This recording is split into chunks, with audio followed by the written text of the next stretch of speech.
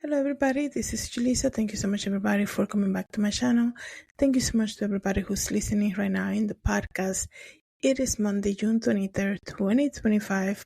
I wanted to come here, guys, and share this story with you in case you don't hear about it, because a judge in Texas has just ruled out that there are they have placed so many people in nursing homes that are not getting the correct treatment. Okay, I'm gonna explain to you everything that's going on over there. Before I continue, I want to say thank you so much to everybody who is listening using Spotify and Apple Podcasts. Don't forget to follow the podcast on those platforms. That way, every time I make a new episode, you get a notification. And of course, thank you so much, everybody who's watching this video right now on YouTube. I cannot believe it's almost the end of June, guys. It's going super fast. The months are going super fast. But as you guys know, if you've heard me before in the podcast, I always say to you guys, if you have a family member in a nursing home, make sure you check on them. Okay, and if you're not available to check on them often, make sure you hire somebody, or get somebody that can help you, even like a family member, church person, or anybody, or a friend that lives close by. You can pay them something, so that way they go and visit your family member in the nursing home if you cannot do so. Advocating for a family member in the nursing home is so crucial. Okay, because you are basically their voice, and you want to make sure that when you have a family member in a nursing home, which a lot of people cannot understand, when you have to make a decision like that, right? You have to make sure that you're checking that they're getting the right treatment, that they're not losing weight, that they're able to look at you in your face, like still be able to, you know, make eye contact with you, even talk. I know everybody who is placed in a nursing home, everybody has a different thing. So I'm just saying, like, you want to make sure that they are not declining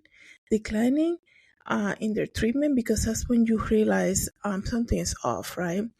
So this is something that I was reading about, and I'm gonna share with you guys. A judge in Texas has ruled that in Texas, they have been illegally placing people with severe disabilities into nursing homes for decades. Okay, we are living in the times where everything will be exposed. It makes me wonder: do people have no fear of the Lord? Right? There are so many things, guys, that are coming up to the surface. God is checking up everything, every industry, everything. And it tells you, wow, people think they're gonna get away with things, right? They think just because they can lie to you in your face, that God is not watching them lie to you in your face. It's just insane. Like, people have lost the fear of the Lord. And the thing with this article, I mean, with this situation in Texas, is that if you're not checking on your family member, they're gonna make decisions for them. And but nobody will care more for your loved one than yourself, right?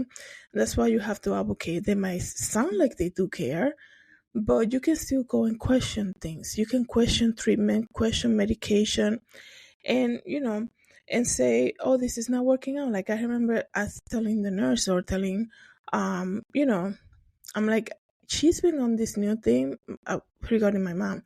I will be like, she's been on this new medication for a couple of weeks now. I don't think it's working. I see a change, this and things like that. But if you don't go often, right? If you're not there to supervise that, who's gonna make that decision for them, right?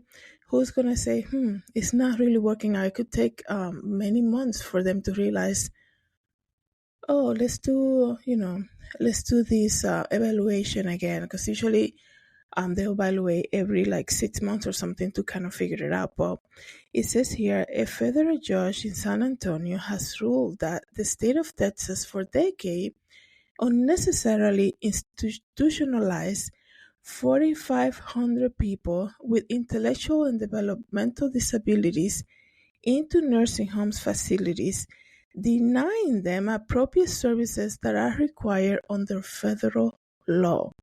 Let the investigation, man. everything's being shaken, right? Everything's being brought to the surface.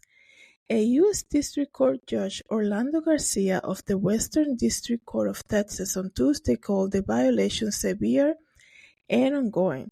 Texas actions have caused irreparable injury to people with IDD, which is intellectual and developmental disabilities, who are in nursing home facilities. And this judge made this 475-page ruling.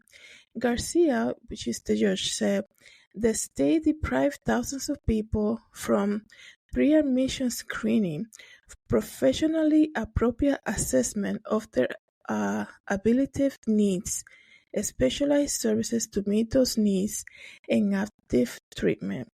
The ruling came in a class action lawsuit filed 15 years ago on behalf of institutionalized plaintiffs represented by the Center for Public Representation Disability Rights of Texas and Slightly Austin LLP. I apologize if I mispronounce the name. So 15 years ago, they filed this lawsuit. Stephen Shores, a special counsel at the Center for Public Representation, called it a landmark ruling, a long time in the making, right? It is clear that he said, quote unquote, that this court cares about people who told their stories, elevated their sometimes tragic situations, and was really compassionate in understanding what sort of terrible lives people were forced into, unwittingly, unknowingly, and really against their will. Oh my goodness. Imagine something like this, right? I can never express myself enough, say this enough. If you, even like a friend of a friend that you know, like their parents is in a nursing home, help them out. Say, I'm gonna go with you, and you can show me that I can come and like check on your family, on your loved one, like maybe once a week. And I can help you out with that, and that way you can report back and see if you see any changes, any change in how they're eating, how they're behaving, things like this, especially with the people that are in nursing homes that cannot speak for themselves, that they are nonverbal. That's what I mean. 15 years this investigation started, and now they have rules. They have ruled this out, that all these people were placed in nursing homes and they were deprived of the correct treatment, right? Sometimes, I know sometimes we don't understand something until it happens to us personally or somebody close to us.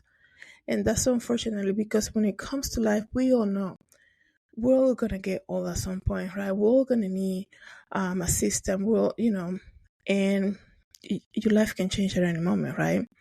So it says here that in 2013, the plaintiff negotiated a settlement agreement with the state of Texas that will make community programs available as an alternative. And they said at that point, the new governor took office. And it says here, so essentially we wasted 4 to 5 years trying to negotiate a collaborative approach that will make it less expensive and less intrusive and more effective. The Texas Department of State Health Services and Governor Abbott's office did not respond to the request. They say that in 2013, when they reached the settlement, the new governor, Greg Abbott, repudiated the agreement and refused to sign it. So they're saying that when that happened, they lost 5 years of their investigation. Judge Garcia ordered the state of Texas and plaintiff to get together and propose a fix to the violation by August 1st. So now they have a deadline. Shore said the plaintiffs are hoping to talk to the state soon. In the meantime, he praised the decision that he said starts the path for many of the people institutionalized by the state of Texas to come home. And they say, and after And for the four named plaintiffs and probably many others who died waiting for Texas to comply with the federal law, this decision is a poignant testimony to the patient's perseverance and courage, he said. So sometimes, sometimes I wish there would be more help when it comes to like nursing home. Obviously, nursing home staffing is always an issue. Okay. Sometimes I wish so much emphasis, like more emphasis should be put into nursing home staffing, making sure that, that people are being held accountable for what they report back. And every time, like it happened in these cases, so many cases, right? That when they're bringing somebody into admissions for a nursing home, that they get truly evaluated, right? You need to understand, what I found out, right, going through this process with my family, is that they're also like a business, right? So they want to fill the beds too. You need to understand that they want to fill the beds. And we can talk about this for a long time. There's so many things, but I wish sometimes it was so frustrating during the pandemic to see like people looking at their loved ones through windows, like they were in jail or something, right? And then they kind of like worked something out, but that was like after 6 months during the summertime that they let people into like the patio area. You need to understand, a lot of people in nursing homes, they face loneliness. Imagine in this case with the Texas situation, imagine in this case being in a nursing home and you're not even supposed to be there, and you just basically living your life year after year with the incorrect treatment being provided for you, being deprived of that treatment just because you were, I guess you can say, labeled this thing and there was no assessment, right? You will think that, I think if the states everywhere will be more into like looking at treatment plan and making sure they are popping up right unannounced, right? Because every time there's a visit, everything is so announced. Of course, everybody's going to be the best, right? When it's unannounced, they're going to be in the best behavior. Everybody's so loving and caring and everything, right? I wish they could be a little more smart. I wish there could be more emphasis into making sure that everybody who is right now in a nursing home, regardless of what insurance they have, right, that they are treated right with dignity and respect, and they are getting the correct treatment, and that the staff is not, overworked, because what happens when people are overworked, their work suffers. And when you're talking about a nursing home, but who suffers is the patients, right?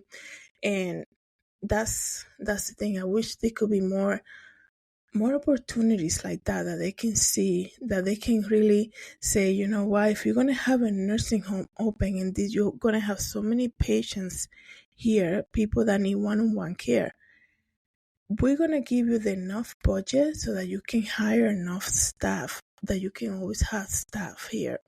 So that way, starting with that, the staff doesn't get overworked, like I said, and that everybody who is there's a reason for them to be there, not just being there, just because they don't have any other options, right?